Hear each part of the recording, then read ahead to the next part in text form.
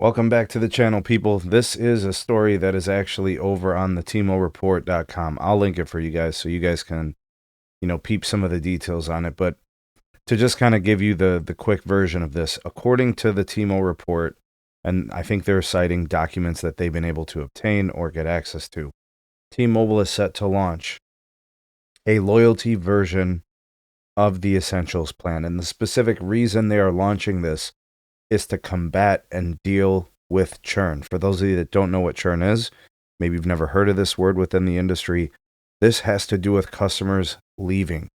So they call it a churn rate, which is essentially just the percentage of customers leaving the company. So a higher churn rate number, the higher metric is worse. It means more customers are leaving. And we very typically cover this on my channel because it's an indication of, I guess, the happiness or the satisfaction of a customer at a particular carrier. So during Q1 of 2025, we saw that T-Mobile had the industry's highest churn. And they probably don't want that to happen in back-to-back quarters. In fact, they probably don't want it to happen at all. They don't want to be last in churn. That would mean that you are the least effective company at keeping your customers, right? They want to leave you more than the others. So what we have here looks like a catch. If a customer is trying to leave, if a customer calls to get a port out pin, if a customer is calling as a last ditch effort, hey, I'm planning on leaving you guys. You got something better. You're going to give me a better price. Can you give me something? And, whatever the case may be. This plan is supposed to be the thing that is going to keep them from leaving. Keep them from going to Verizon. Keep them from going to AT&T or whatever MVNO brand they might go to. Now, this is really telling, right? Everybody obviously follows the T-Mobile coverage here on this channel. T-Mobile has been the golden child of the industry, and now we're seeing some bumps in the road, aren't we? Right? Industry's worst churn, and we're seeing them do price increases, and we're seeing them hitting people with fees and backtracking on price lock guarantees and all these other things, right? Now they got all types of new fees besides just increasing charges and rate plans. We're seeing a lot of things that are specifically causing people to look at other providers. And there's ways to make your account cheaper on AT&T, and there's ways to make your account cheaper on Verizon too. They have mix and match. They have entry-level plans. They have specific promotional offers for switching from T-Mobile. Like, there's a lot of pressure on T-Mobile right now. And this might not be something that some people are used to. And this isn't really something that T-Mobile is used to. Very typically, T-Mobile is losing customers because their network wasn't very good. The network was small. The network access was weak. All these other different possible reasons, the coverage issues, the call reliability. But for the most part, the network has caught up in a substantial manner. And people aren't leaving T-Mobile because of the network anymore.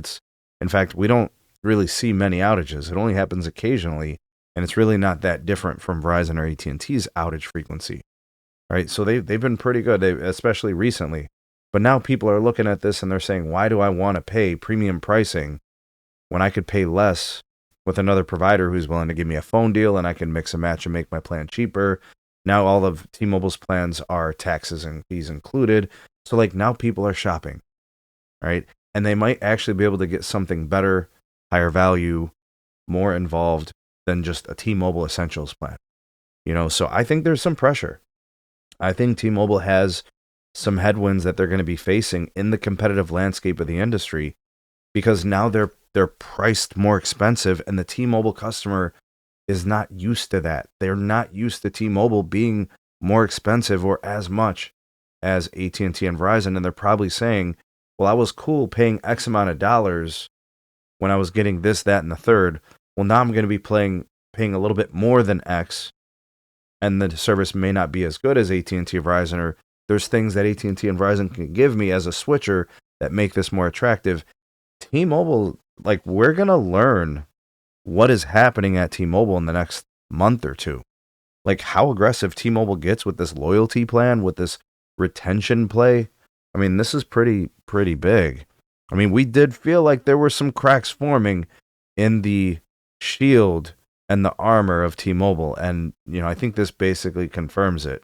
But let's see how it all plays out. We'll check the numbers in Q2, which really are only about 6 weeks away. Not that long from now. I think we'll get those numbers, well, actually, no, it's going to be about 8 weeks away. But anyways, yeah, about 7 weeks away.